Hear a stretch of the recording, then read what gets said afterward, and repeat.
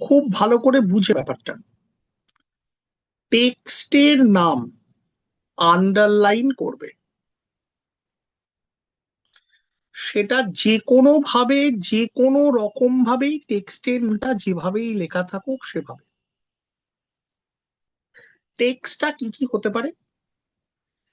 একটা হচ্ছে যে টেক্সটটা তোমরা পড়ছো, টেক্সটটা সেটা সিম্পল অ্যাজ দ্যাট। ধরো সেটা একটা পোয়েম হতে পারে, সেটা একটা নভেল হতে পারে, সেটা একটা সেটা পোয়েম লং হতে পারে, শর্ট হতে পারে, ড্রামা লং হতে পারে, শর্ট হতে পারে, pros pros work in different forms হতে পারে, নভেল হতে পারে, শর্ট স্টোরি হতে পারে, নন ফিকশন হতে পারে, ক্রিটিসিজম হতে পারে, ম্যাগাজিন হতে পারে। ঠিক বুঝতে পারলাম? বুঝতে পারলাম ট্যাটলার, ধরো তোমার আহ, উম, আমি একটা বেসিক বলছি, আনন্দবাজার লেখা দ্য স্টেটসম্যান হতেই পারে, হতে পারে। এইরকম যা জিনিস থাকবে সেগুলো সিম্পল আন্ডারলাইন হবে, আর অন্য কিছু হবে না। প্রশ্ন, স্যার আন্ডারলাইনের সঙ্গে কি সিঙ্গেল কোট হবে? না, শুধু আন্ডারলাইন হবে। স্যার আন্ডারলাইনের সঙ্গে কি ডাবল কোট হবে? না, শুধু আন্ডারলাইন হবে। স্যার আনসারে কোনো কোনো টেক্সট গুলো দেখলাম শুধু সিঙ্গেল কোটে দেওয়া আছে, আনসারে কোনো কোনো টেক্সট দেখলাম ইটালিসাইজে দেওয়া আছে। আমি কি করব? যেগুলো সিঙ্গেল কোটে রয়েছে সেগুলো কি সিঙ্গেল কোট দিয়ে আন্ডারলাইন দেব? যেগুলো কি ইটালে করা আছে সেগুলো কি আন্ডারলাইন দেব আর সিঙ্গেল কোট করব না, এরকম করব কি না?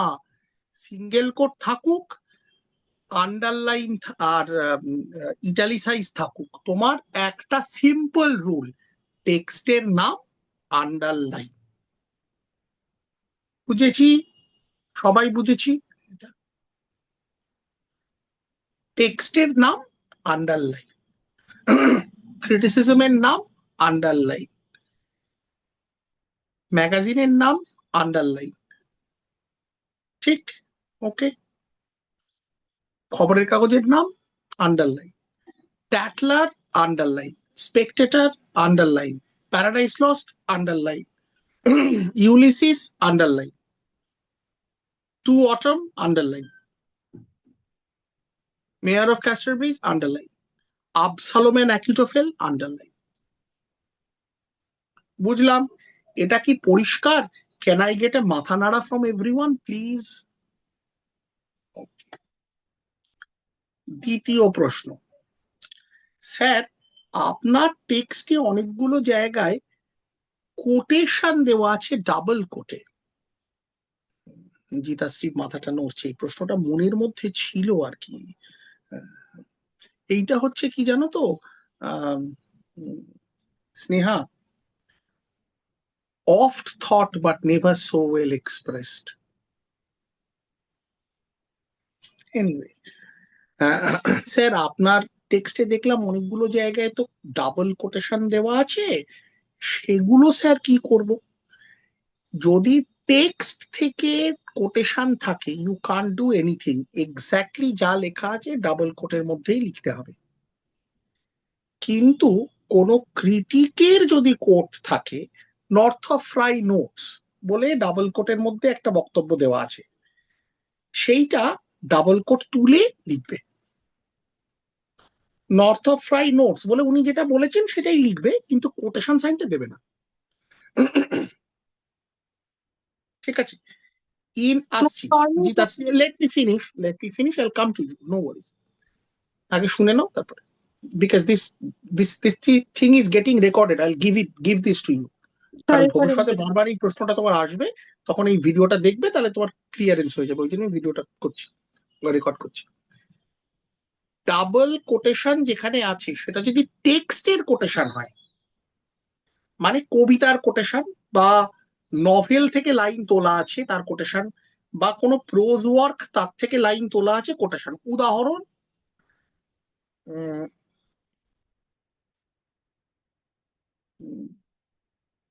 Seasons of mists and mellow fruitfulness, close bosom friend of the maturing sun. টেক্সটের লাইন ডাবল কোটেশনে রাখতে হবে উইদাউট এনি চেঞ্জ অফ কমাদারি, ফুল স্টপ। ঠিক বুঝেছি কি? হ্যাঁ কি সবাই কেন কেটে মাথা নাড়া?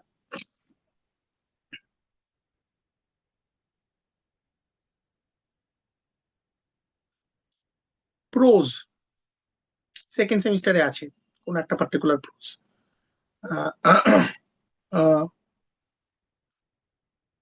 ধরো বেকানের first line of Studies, Studies serve for delight, comma for ornament, comma for ability, double quote. টেক্সটের লাইন ডাবল কোটে যা লেখা আছে কমা ফুল স্টপ সমেত লিখতে হবে। বুঝেছি? নভেলের line Pride and Prejudice starts with one of the most famous openings. Pride and Prejudice has one of the most famous openings in all of English literature. Colon বলে first লাইনটা লিখছো, it is a truth universally acknowledged that a single man in possession of good fortune must be in want of a wife. Full stop, quotation শেষ। Right? Paradise Lost থেকে অনেক বড় 4 line 5 line. Of man's first disobedience and the fruit of that forbidden tree whose mortal taste brought death to our world and all our woe, with loss of Eden, till one greater man restore us and regain that blissful seat, seeing heavenly muse that on the secret top of Oreb or of Mount Sinai didst inspire that shepherd that who first taught the chosen seed how the heaven and earth rose out of chaos. Or if Sion Hill delight thee more, or Siloa's brook that stood fast, you go on like this. যতটা দেবে ততটা double কোটের মধ্যে। ম্যাকবেথের line fair is foul, foul is fair, over through the fog and fill the air, double কোটের মধ্যে। এগুলো সব টেক্সটের লাইন। বুঝেছি? ওকে। কিন্তু কোনো criticism, William Blake famously said about Milton's Paradise Lost that Milton was in devil's party without knowing it. Critical comment. Milton was in devil's party without knowing it. আমি কোটেশনটা তুলে লিখবো। কেন? কেননা Milton was in Devil's party without knowing it টেক্সটের line নয়। সুতরাং কোন ক্রিটিকের পার্টিকুলার কোট, এক্ষেত্রে ব্লেক ইজ দ্য ক্রিটিক, তাহলে ক্রিটিকের এটা কোনো পার্টিকুলার কমেন্ট। এই পার্টিকুলার কমেন্টটা যদি আমি লিখতে গিয়ে কমা ফুল স্টপ কোনো জায়গায় ভুল করি তাহলে মার্কস কাটা যাবে। আমি রিস্কে যাব কেন?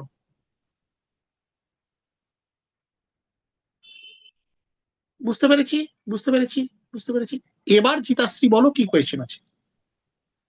স্যার মানে যেটা এক্ষুনি বললেন আপনি, না, যে তোমার আগের প্রশ্নটা আগে বলো। এখনের প্রশ্নটা আমি জানি যে স্যার মার্কস কিরকম ভাবে কাটা যাবে সেটা একটু বলে দিন। মার্কস না, এইটা বলছিলাম যেটা আপনি এক্ষুনি বোঝালেন, ওখান থেকে একটা ছোট্ট জিনিস জিজ্ঞেস। বলো বলো বলো বলো। হ্যাঁ, ওখানে বলছি যে যদি কোনো ক্রিটিকের কোট থাকে, যেরকম বললেন, ওখানে will not put the double inverted comma. So if we don't put the double inverted comma, তাহলে কি পাঞ্চুয়েশন ঠিক করতে হবে? সেই প্রেশারটা কি আছে? না, ও, ইফ নেই। only if we put the double inverted comma we need to. Yes, yes. Okay. Double inverted comma থাকলে অর্থাৎ ঠিক যেভাবে লিখেছে সেভাবেই লিখতে হয়। কমা And full also stop. the language can differ if we are writing it. হ্যাঁ, যদি কোটেশন তুলে লেখো কোনো অসুবিধা নেই, you can change the language, no problem. Then like we'll write it in indirect speech that Robert Blake yes, said that. Yes. Okay. ছোটবেলায় শিখেছিলে কি করে ডাইরেক্ট স্পিচ আর ইনডাইরেক্ট স্পিচ লিখতে হয়, তুমি যদি মনে করো সেরকম ভাবে করতে পারো। আমি ভুলে গেছি, বাট তুমি যদি চাও সেটা করতে, তুমি সবে সবে পড়ে এসছো, আমার থেকে অনেক বেশি জানো, করতে পারো, কোনো অসুবিধা। ঠিক আছে? হ্যাঁ, মানে আমি লিটারালি বলছি, মানে আমার থেকে বেশি জানো এই কারণে, কেননা আমি তো আজ থেকে কত বছর আগে, 25 বছর আগে পড়েছি, আমার মনে নেই এখন ডাইরেক্ট ইনডাইরেক্ট স্পিচের নিয়ম কি। মানে এখন করতে গেলে সেটা অটোমেটিক অ্যাজ, মানে English as a first language হলে যেরকম ভাবে ডাইরেক্ট স্পিচ ইনডাইরেক্ট স্পিচ হয় সেটা অটোমেটিক্যালি আমাদের চলে আসে। আমরা তো আর গ্রামাটিক্যালি ভেবে করি না, আমরা ওইভাবে অটোমেটিক্যালি চলে আসে। Sir, এটা খুব বাজে sarcasm. না না, it's not a sarcasm, it's reality. দেখো কত বছর আগে গ্রামার পড়েছি, গ্রামার কি আর মনে আছে এখন? আমরা তো লিটারেচার পড়াই, আমরা তো ল্যাঙ্গুয়েজের নয়, আমরা লিটারেচারের স্টুডেন্ট। মানে Sir, আমিও স্টুডেন্ট লিটারেচারের। ল্যাঙ্গুয়েজটা পড়ার খুব ইচ্ছে ছিল, কিন্তু সময়, ধৈর্য, লিঙ্গুইস্টিক্সটা নিয়ে পড়লে খুব ভালো হতো, বাট লাইক সময়, ধৈর্য, কিছু দরকার। লিটারেচারটাই ভালো করে পড়ে উঠতে পারলাম না, তার উপরে ল্যাঙ্গুয়েজ। না, এটা কি সবাই বুঝতে পেরেছিস এই পুরো পয়েন্টটা? আর কোনো কোটেশন এবং আন্ডারলাইন টেক্সট কিভাবে করতে হবে এই রিলেটেড কারোর কোনো কোয়ারি আছে? হ্যাঁ, আছে বলো আছে। প্লিজ, প্লিজ বলো। স্যার বলছি যে মানে আগে শ্রেয়া, তারপর স্নেহা। স্যার বলছি আপনি তো বললেন যে পোয়েটস এর ওয়ার্কস গুলো আন্ডারলাইন করবো, তো পোয়েটের নামও কি আন্ডারলাইন করতে হবে? কোনো নাম আন্ডারলাইন হবে না বস, ঠিক ওয়ার্কস এর নামটা আন্ডারলাইন হবে। ঠিক ঠিক। ঠিক আছে, তুমি যদি গোটা আনসারের মধ্যে ওই আন্ডারলাইন গুলো ঠিক মতো না করো, হ্যাঁ, তাহলে পাস মার্কসও দেবে না। ঠিক। ঠিক আছে, কোনো মার্কস কাটার কিন্তু রুল নেই, প্লিজ নোট।